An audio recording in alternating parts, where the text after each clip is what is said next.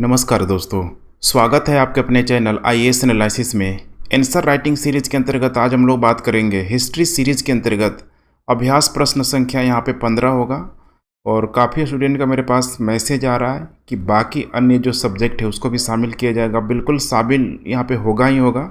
लगभग 15 से 20 क्वेश्चन के बाद देखिए यहाँ पे पूरी तरीके से रैंडमली यहाँ पे कराई जाएगी, चाहे यहाँ पे जियोग्राफी, पॉलिटी, इकोनॉमी, एथिक्स, सारे के सारे यहाँ पे टॉपिक को कवर की जाएगी। तो बिल्कुल आपको टेंशन नहीं लेना है यहाँ पे कि सिर्फ हिस्ट्री की बस यहाँ पे ठीक है आंसर राइटिंग होगी, सारे विषयों की यहाँ पे होगी।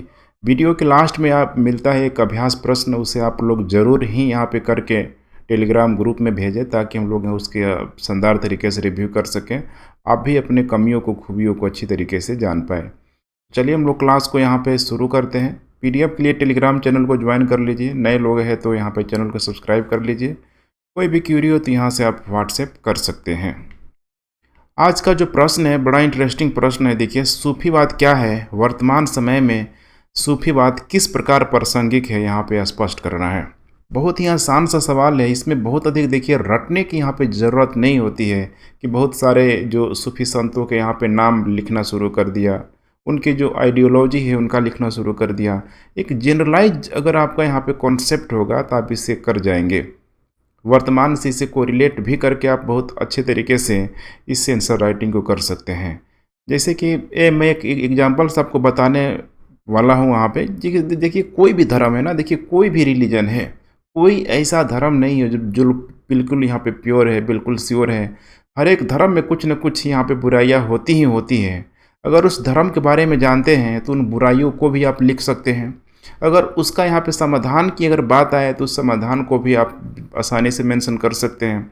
जैसे कुछ एग्जांपल मैं दे रहा हूँ, जैसे ईसाई धर्म की बात करें हम लोग तो देखिए ईसाई धर्म में ही सुधारवादी आंदोलन के रूप में देखिए किस प्रकार से मार्टिन लूथर के द्वारा प्रोटेस्टेंट वादी जो प्रक्रिया को जो चलाया गया, उसी प्रकार से अगर हम लोग बात करें, अगर यहाँ पे हिंदू धर्म की अगर हम लोग बात करें तो देखिए एक जो शंकराचार्य के समय से ही अगर धीरे धीरे देखेंगे तो ये ठीक है, रामानंद हो गया, रामानुज हो गया, वैसे बहुत सारे जो नाम हैं, जो भक्ति का जो मूवमेंट का जो दौर चल रहा था उस समय, बिल्कुल एक रिवोल्यूशन के तौर पे, क्रांतिकारी यहाँ पे ठीक है तौर पे आप कह सकते हैं कि कितना बड़ा वो आंदोलन बनते चला गया। अब इसके पीछे के कारणों को आप समझ रहे हैं कि अगर भक्ति अगर मूवमेंट अगर यहाँ पे चल रहा है तो कहीं ना कहीं देखिए यहाँ पे देखेंगे तो उस ब्राह्मण यहाँ पे धर्म के अंतर्गत जो भी कुरीतियाँ थी, उन मतलब धार्मिक आडंबर हो गया, कर्मकांड हो गया, या फिर जो भी प्रोसेस यहाँ पे चल रहा था, खासकर जातिवाद जो व्यवस्था था, कितना हद तक देखिए यहाँ पे उसको यहाँ पे रोकने का प्रयास किया। जो वास्तव में आप देखते हैं कि भारत का जो एकीकरण तो धार्मिक आंदोलन से ही यहाँ पे देखेंगे तो बहुत हद तक यहाँ पे होना शुरू हो गया था। अब अगर आप उस धार्मिक आंदोलन को अगर आप समझ रहे हैं, पढ़ रहे हैं, यहाँ पे खासकर मैं बार कर रहा हूँ भक्ति आंदोलन की, तो सूफीवाद भी देखिए उसी समय से यहाँ पे आया हुआ है। और सूफीवाद का मतलब यहाँ पे ऐसे समझ सकते हैं कि पूरी तरीके से मुस्लिम धर्म में भी जो भी यहाँ पे बुराइयाँ थी, खासकर यहाँ पे ठीक है शरीयत को लेके बहुत अधिक समस्या होती है, अलग अलग उसकी व्याख्याओं को लेके, या फिर मुस्लिम धर्म में भी बहुत सारा कर्मकांड, आडंबर पूरी तरीके से देखिए वहाँ भी उस समय देखेंगे ना तो बहुत बड़ी मात्रा में यहाँ पे भर चुका था। इसीलिए यहाँ पे देखिए सूफीवाद यहाँ पे बिल्कुल यहाँ ठीक है अगर देखा जाए तो पश्चिम एशिया के देशों की तरफ से यहाँ पे आना शुरू हुआ, और धीरे धीरे भारत में भी देखेंगे तो भक्ति आंदोलन की तरफ, मैंने भक्ति आंदोलन की तरह ही पूरे भारत में वो धीरे धीरे यहाँ पे फैलना शुरू हो गया। तो आइडियोलॉजी आप समझ पा रहे हैं कि डायमेंशन आप बड़ा करेंगे उसकी विशेषता, उसकी प्रासंगिकता, ठीक है, सबसे पहले उसका इम्पोर्टेंस आप जानेंगे तभी तो उसकी प्रासंगिकता को आप बता पाएंगे। अब प्रश्न को पढ़िए, सूफीवाद क्या है, वर्तमान समय में सूफीवाद किस प्रकार प्रासंगिक है, स्पष्ट कीजिए। आशा करता हूँ कि आपको एक डायमेंशन जरूर मिल गया होगा। अब देखिए पा रहे हैं हम लोग सिनॉप्सिस बनाने की कोशिश करते हैं कि सबसे पहले बात करेंगे भूमिका। अब भूमिका में सूफीवाद से संबंधित एक अच्छा एक्सप्लेनेशन, जो भी इसका उद्देश्य था, क्यों यहाँ पे सूफीवाद यहाँ पे आया या फिर भारत में क्यों आया, इसे आप बेहतरीन तरीके से ठीक है विश्लेषण करके आप लिख सकते हैं। उसके बाद बात करेंगे हम लोग विशेषता। आखिर ये सूफीवाद की विशेषता क्या रही है। अब ये विशेषता देखेंगे तो आप चाहे हम लोग अभी मैंने भक्ति आंदोलन की बात किया, ठीक है, उन सारी विशेषताओं को अगर आप यहाँ पे मेंशन करेंगे या फिर उनके उद्देश्यों के यहाँ पे मेंशन करेंगे तो कभी गलत नहीं होगा।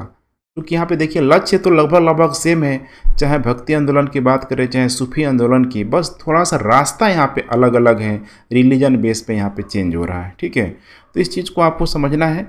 विशेषता के तौर पे आप अच्छा खासा यहाँ पे कई सारी विशेषताओं को दिखा सकते हैं और फिर उन विशेषताओं का, ठीक है, प्रासंगिकता क्या था उस समय के दौर पे, आप फिर उसी को आज वर्तमान में उसे कनेक्ट करने की कोशिश कीजिए कि अगर इस सूफी बात को अगर अपना लिया जाए तो कितना हद तक देखिए यहाँ पे पूरी तरीके से जाति हो गया, धर्म हो गया, ऊपर से उठ के मैंने जाति धर्म से उठ के एक अलग जो धर्म होता है इंसानियत का धर्म, उसको कितनी शानदार तरीके से यहाँ पे लागू किया जा सकता है। तो अब यही इंपॉर्टेंस आपको बताना है और फाइनली यहाँ पे लास्ट में आपको निष्कर्ष के रूप में अपना आंसर कंप्लीट कर लेना है। तो चलिए हम लोग एक छोटा सा प्रयास करते हैं लिखने का। ठीक है, लिखने का देखिए फुल एंड फाइनल नहीं होता, मैं डेली बोलता हूँ, एक मैं आइडियल उत्तर देने का प्रयास करता हूँ। अगर आपकी प्रैक्टिस इसी तरीके से कंटिन्यू रहेगी तो आप इससे भी अच्छा आंसर राइटिंग कर सकते हैं। ठीक है, भूमिका के रूप में आप देख पा रहे हैं यहाँ पे कि सूफीवाद देखिए इस्लाम के भीतर एक उदारवादी सुधार आंदोलन था। इसका मतलब कि इस्लाम के भीतर कुछ न कुछ गड़बड़ी जरूर चल रहा था, जिसकी उत्पत्ति यहाँ पे फारस में हुई थी। सूफीवाद भारत में देखिए 10वीं से 11वीं शताब्दी में आया और 12वीं शताब्दी में पूरी तरीके से लोकप्रिय हो गया। तो आपको उस समय दिखने के लिए मिल जाएगा भारत में मुस्लिम शासक के रूप में खासकर दिल्ली सल्तनत वगैरह की बड़ी तेज़ी से वहाँ पे स्थापना हो चुकी थी। जैसे कि कुतुबुद्दीन ऐबक का, ठीक है, जो कुतुबुद्दीन समझ रहे हैं ना, मतलब जिसकी याद में कुतुब मीनार को बनवाया, बख्तियार काके वगैरह सब वो सूफी संत थे सब। वहीं पे कुतुब मीनार जहाँ है वहीं पे वो सबका खानकाह होता था। जो भी कव्वाली वगैरह जो भी वहाँ पे चल रहा था समझ सकते हैं। ठीक है, भजन कीर्तन टाइप का यहाँ पे, ठीक है, लोगों को एकत्र करके संदेश देना, सारी गतिविधियाँ वहाँ पे चल रहा था। 12वीं शताब्दी तक देखिए सूफियों को 12 सिलसिलों में यहाँ पे संगठित किया गया था। सिलसिला आमतौर पर एक प्रमुख फकीर के नेतृत्व में होता था जो अपने शिष्यों के साथ खानकाह या धर्मशाला में रहता था। सिलसिला आप लोगों ने गाना सुना होगा ना, सिलसिला चाहत का मतलब, सिलसिला का मतलब एकदम जिग जैग एक चैन हो गया, माने ये टूट ही नहीं सकता ये चैन। ठीक है, अब ये चैन आप पूरे तरीके से समझ सकते हैं कि जितना बड़ा जो यहाँ पे गुरु होगा, गुरु को पीर बोला जाता था, ध्यान रखिएगा, तो सबसे ऊपर रहेगा। अब उसके ऊपर यहाँ पे जहाँ पे रहेगा यहाँ पे, ठीक है, जो भी उसका निवास स्थान है, रुकने का जो जगह है, उसी को यहाँ पे खानकाह बोला जाता था। ध्यान रखिएगा, खानकाह यहाँ पे बोला जाता था। अब आपको समझना है कि बहुत सारे लोग आएंगे, बहुत सारे इसके अनुयायी आएंगे, तो इसी में कोई अच्छा भक्त भी निकल के आएगा। तो अब वहाँ से निकलेगा, यहाँ पे ध्यान रखिएगा। ठीक है, तो यहाँ पे इसको पीर भी बोल दिया जाएगा और इसके भक्तों को यहाँ पे मुरीद यहाँ पे बोल दिया जाएगा। ध्यान रखिएगा, मुरीद। तो कई सारे यहाँ पे जो मुरीद रहेंगे, ठीक है, उसी में से कोई एक अच्छा खासा फिर से पीर बन जाएगा। बिल्कुल आप समझ रहे हैं ना, मतलब जो नाभिकीय विखंडन जो संलयन आप लोगों ने पढ़ा होगा, ठीक है, कि 3 से किस तरह 9 बन जाएगा, 9 से फिर, ठीक है, मतलब 81 हो जाएगा, इससे फैलते जाएगा, विस्फोट हो जाएगा, जिसके वजह से आम लोगों तक देखेंगे तो छोटे छोटे जगहों पे भी उपदेश देने वाले, ठीक है, बहुत सारे गुरु के रूप में यहाँ पे पूरी तरीके से पीर और मुरीद के बीच यहाँ पे रिश्ता चलते जाएगा। तो जिग जैग है यहाँ पे, यही है सिलसिला, ध्यान रखिएगा। ठीक है, आशा करता हूँ इतना आप लोगों को समझ में आ गया होगा। ठीक है, अब यहाँ पे थोड़ा सा बॉडी पार्ट में देखिए 4 सबसे लोकप्रिय सिलसिला था उस समय, थोड़ा सा इसको मेंशन मैं कर देता हूँ। जैसे कि उस समय भारत में देखा जाए तो चिश्ती, ये जो चिश्ती सिलसिला था, ठीक है, मतलब हजरत निजामुद्दीन औलिया हो गया, ठीक है, मतलब ऐसे अनगिनत आप यहाँ पे जो अच्छा खासा आपको नाम देखने के लिए मिल जाएगा। ठीक है, ये किसी से छुपी नहीं है। भारत में सबसे अधिक जो फेमस हुआ यही चिश्ती सिलसिला ही सबसे अधिक फेमस हुआ, जिसमें, ठीक है, गाना, संगीत, बजाना, सब कव्वाली वगैरह सब इसी का तो पाठ हुआ करता था। बजरंगी भाई में आप लोगों ने गाना जरूर सुना होगा, भर दी, ठीक है, किस प्रकार से गाना है। ठीक है, तो देखिए वो भी तो एक कव्वाली का ही अच्छा खासा पाठ है। अमीर खुसरो का आप कैसे भूल सकते हैं। सुहरावर्दी सिलसिला हो गया, इसी के साथ साथ यहाँ पे कादरी हो गया, कादरी या फिर रियाज कह सकते हैं। इसके अलावा यहाँ पे नक्शबंदी सिलसिला, ठीक है, काफ़ी कठोर था नक्शबंदी सिलसिला, ठीक है, नाम ही लगा है नक्शबंदी। ठीक है, तो ऐसे सिलसिलाएँ देखिए भारत में बहुत तेज़ी से फेमस हुआ था। अब आपको विशेषता यहाँ पे बताना है कि आखिर इनकी विशेषता क्या थी। अब यहाँ पे देख पा रहे हैं सूफीवाद की जो मुख्य विशेषता है यहाँ पे, जैसे कि मौलिक सिद्धांत, अब ये कोई नया चीज़ नहीं है। देखिए मौलिक सिद्धांत एक हरम माने हर धर्म के अंतर्गत ही यहाँ पे आएगा। भक्ति आंदोलन में भी तो यही चीज़ था। भक्ति आंदोलन में ईश्वर माने समझ रहे हैं ना, मतलब ईश्वर और जो मनुष्य के बीच बीच में कोई मीडिएटर का रोल प्ले नहीं करे। ईश्वर और ठीक है मनुष्य के बीच जो मनुष्य बिल्कुल एक सेल्फलेस लव में जिसकी बात करता हूँ, अहेतुक प्रेम की मैं बात करता हूँ, वो वही तो होता है यहाँ पे। तो मौलिक सिद्धांत देखिए कह रहा है कि ईश्वर एवं मनुष्य के बीच प्रेम का संबंध यहाँ पे सूफीवाद का यहाँ पे आधार है। अब चूंकि यहाँ पे भी मुस्लिम धर्म में भी देखेंगे तो बीच में एज ए मीडिएटर के तौर पे बहुत सारे धर्म गुरु मौजूद होते हैं, तो उनको हटाने की यहाँ पे पूरी तरीके से मांग करता है। जैसे कि हिंदू धर्म की भी अगर हम लोग कंपेरिजन करें, ठीक है, तो बहुत सारे जो भी यहाँ पे ठीक है अलग अलग जो जाति के रूप में लोग बटे हुए हैं, बीच में मीडिएटर के रूप में बटे हुए हैं। मेरी बात को आप लोग बखूबी यहाँ पे समझ रहे हैं, ठीक है। तो बीच में यहाँ पे किसी का रोल नहीं होना चाहिए, ठीक है। बिल्कुल यहाँ पे मौलिक सिद्धांत के तहत यहाँ पे इसको बताया जाने की कोशिश की जा रही है। केंद्रीय विचार इसमें देखिए आत्मा का विचार यहाँ पे दैवीय निकटता, दिव्य प्रेम और आत्म विनाश सूफीवाद के सिद्धांत के यहाँ पे केंद्र में है। देख पा रहे हैं ना, कितना ही डरना नहीं है इन शब्दों से, आपको ही प्रैक्टिस करना है। प्रैक्टिस करेंगे तो अच्छा खासा आप सीख जाएंगे। एग्जाम में देखिए होगा क्या ना, कहानी लिखेंगे तो आपको मार्क्स नहीं मिलेगा। आपको वहाँ पे बहुत ही लिमिटेड शब्दों में, समझ रहे हैं ना, बहुत ही लिमिटेड शब्दों में आपको कम से कम बातों में अपनी बातों को रखना होता है। एग्जामिनर के पास ठीक है वो तो इतना विद्वान सब होता है कि आपकी राम कहानी सुनने के लिए नहीं होता है कि हमने कहानी लिख दिया आपको लगेगा मैंने बहुत लिखा हुआ है, नंबर भी ठीक है मिलना चाहिए, लेकिन ऐसा होगा नहीं। इसीलिए आप सुनते होंगे अब लिखा तो बहुत है लेकिन नंबर नहीं मिला, कारण यही है। देखिए कितना ठोस शब्दों का यहाँ पे चयन किया गया है। इसके बाद यहाँ पे मानव प्रेम है। देखिए देखिए कौन धर्म नहीं सिखा रहा है, आप खुद बताइए। ईसाई हो गया, हिंदू धर्म हो गया, सारे के सारे जो धर्म है देखिए मानव प्रेम को इंडिकेट कर रहा है। सूफीवाद भी इसी चीज़ को यहाँ पे बढ़ावा दे रहा था।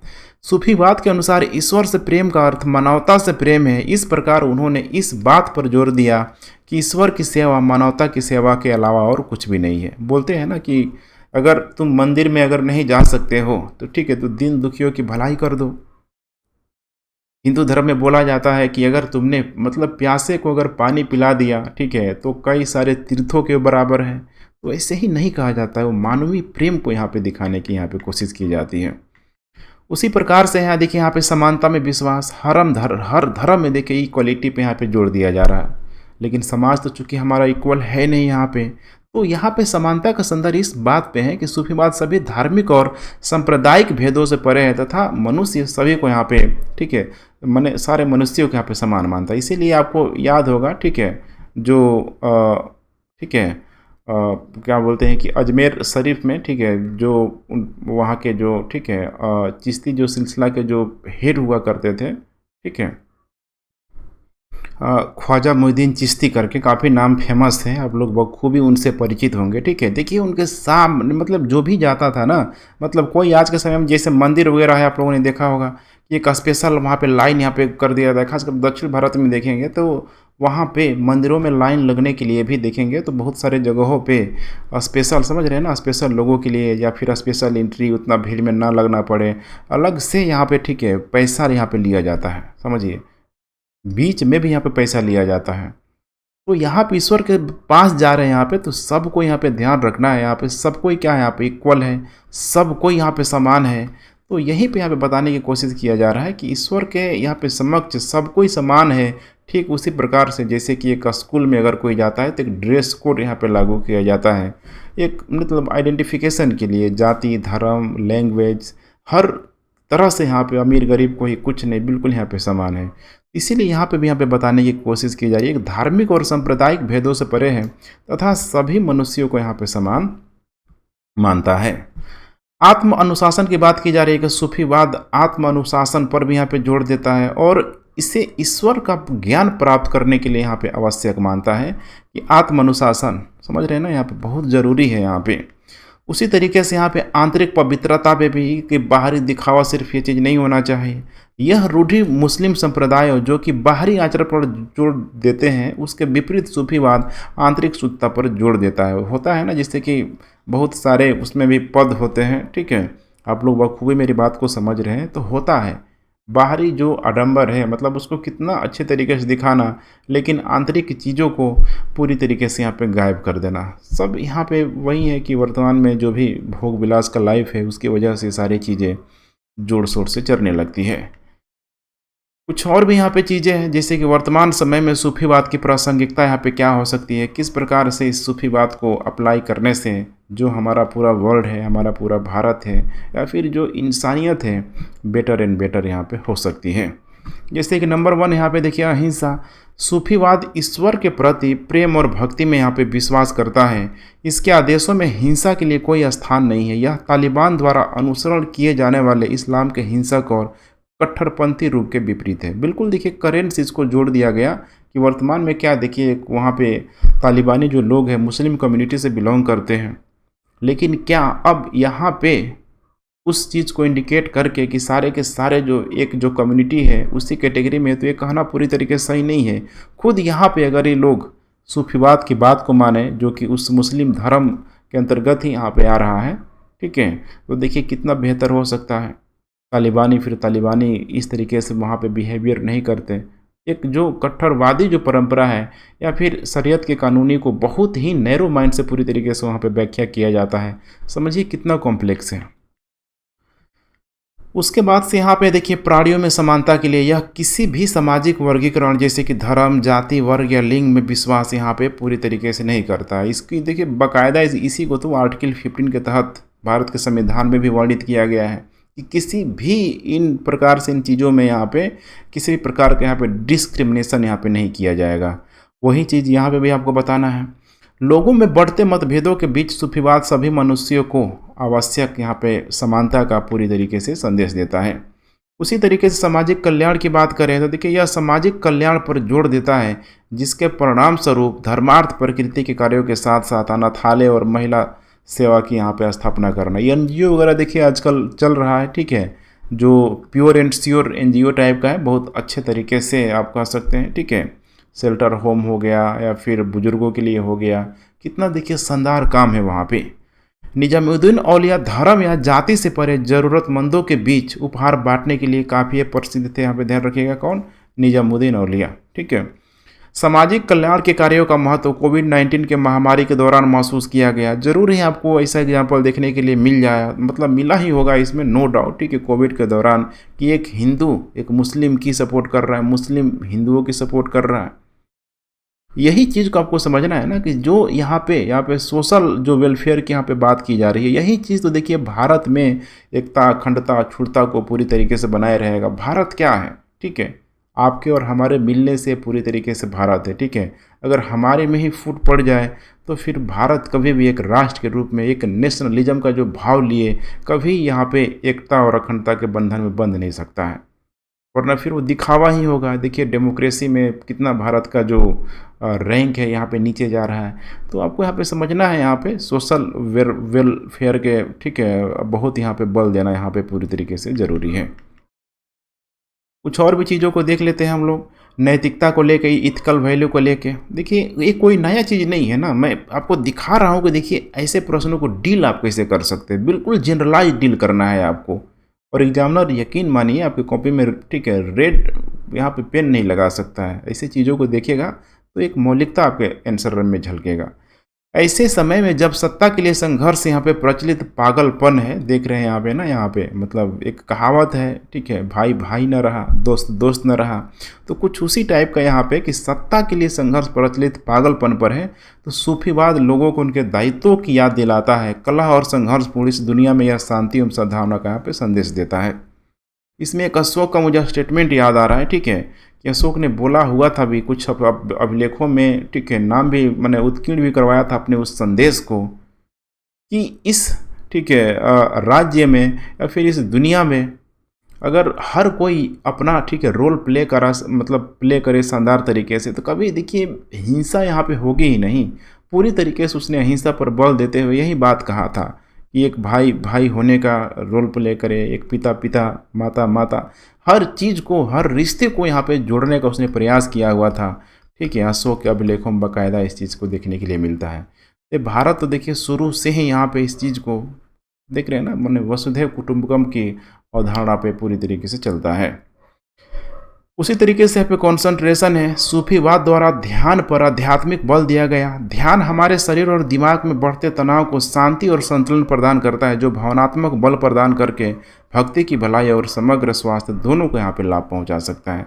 यही है देखिए मेडिटेशन, ये बहुत ज़रूरी है, चाहे कोई भी व्यक्ति हो, ठीक है। अगर इस प्रक्रिया से अगर यहाँ पे नहीं गुजर रहा है तो एक चिड़चिड़ापन जो उसके अंदर है बहुत तेज़ी से यहाँ पे पूरी तरीके से हावी हो जाएगा। छोटी छोटी बातों पे, ठीक है, गुस्सा आ जाना या फिर छोटी छोटी बातों पे किसी पे भड़क जाना, ये सबसे बड़ा यहाँ पे कमी है ध्यान, ठीक है। ध्यान मेडिटेशन जितना करेंगे, मैंने बोलते हैं ना कि 5 जो ज्ञानेंद्रियाँ है, अगर 5 ज्ञानेंद्रियों को अगर किसी ने अपने वश में कर लिया है तो उसको विश्व विजेता बनने से कोई रोक नहीं सकता।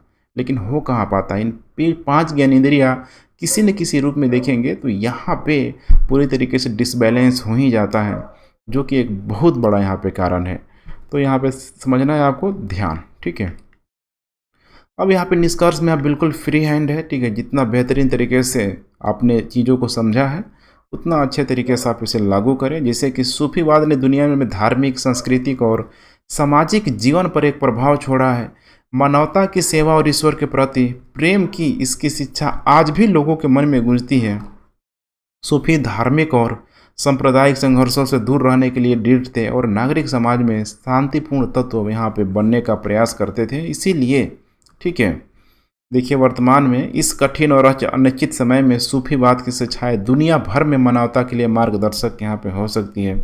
इसमें आप यूक्रेन वगैरह का भी जिक्र कर सकते हैं, श्रीलंका का आप जिक्र कर सकते हैं, माने कई सारे देशों को जो भी यहाँ पे, ठीक है, कंक्लूजन के तौर पे यहाँ पे इससे आप इंडिकेट कर सकते हैं, ठीक है।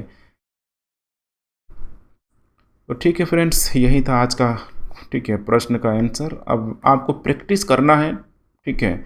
नए स्वतंत्र भारत के सामने आने वाले प्रमुख चुनौतियों का वर्णन करना है। आप लोग कोताही नहीं बरते, ठीक है, आंसर जरूर लिख के भेजें, तभी तो आप, ठीक है, फ्री हैंड हो पाएंगे कि किसी भी आंसर को एक फ्रेमिंग करना। देखिए शुरुआत में इंसान गलती करेगा तभी तो सीखेगा। जब आप अपना पेन, ठीक है, पेपर का यूज ही नहीं कीजिएगा तो यकीन मानिए कभी भी आंसर राइटिंग आप नहीं कर पाएंगे। एग्जाम हॉल में कभी चमत्कार नहीं हो सकता है। 3 घंटे, समझ रहे हैं ना, 3 घंटे का खेल होता है।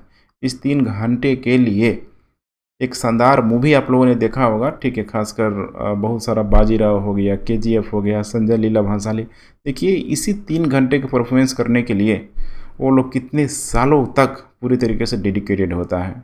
ठीक वही चीज़ है, अगर अभी से आप को 3 घंटा अच्छे से प्ले करना है तो समझिए कि एक दिन, ठीक है, एक घंटे जो है आपको उसी माहौल में, उसी परिवेश में रहना है और बिल्कुल कॉन्संट्रेट करके रहना है कि हमें आंसर राइटिंग करना ही करना है। तो चलिए friends, thanks for watching. Video को पसंद, ठीक है, सॉरी यहाँ पे लाइक, शेयर, कमेंट सब यहाँ पे करते रहे। अपने दोस्तों से भी यहाँ पे चैनल को सब्सक्राइब जरूर कराएं। And once again thanks for watching. जय हिंद।